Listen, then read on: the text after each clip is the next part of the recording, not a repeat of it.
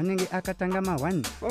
tangai mabhisango 1 takudza ikutika ma1 pasodhati tinge tichifadza yese povhati ngoma dzakutotapira unge yogati wakanzwa sisi achiti standardi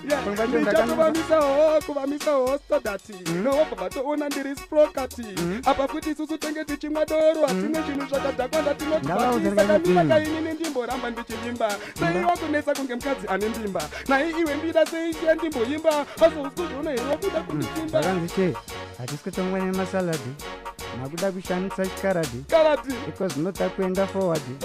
hamuchajambwa nyamwe makaona munhu akageza makumushora apa futi muri mabora handichapedzise inini ndiri werepi iwewe hauzi vetsunga kana mubora chimbomira kutedzera saujalovhu iwewe inini ndiri kupiwa manofu ndane makore hopo ndichimwa hwawo hunodhakwa iwewe uchingomwa maslinofuwamazviona here kuti hauna kugeza pana uyu hamungambomuudze muudze kuti tigonzi mukudzei kunge japresa kozi inini ndiri imwe mbesa honai akuseka azviona ndiri dhara kunge mukadzi waabrahama honai asara apa futi nini ndinonzi tinashe asi uyu gonda musiya panzara apa futi nini boys rangu ndiri kufara kozi nini boys rangu inini handina kurara Mbida azviona kuti isusu tiri madhara apa futi nini boys rangu ngiyafala saka ndikuda kuti wewe Mbida umbayimbira kona kuzotiza munhu mani iwe ramba uchivayimbira uvaratidze kuti wewe waita mukuru pamukuru Mbida ndikati kamota kavo kakaparara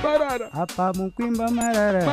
yakukusiya kuchipatara nyaya hauna kwekumhanara masho ako hapana ari kubhadhara waigaira kuti ini ratandara iko zvino wapushwa unge bhara kaluza kaweti kemidhara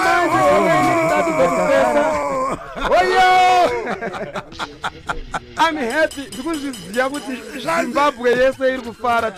zvanzi nyaya ichaperera musati 21 pambilezi pastage. Yeah man, and shouts to Mbida yo.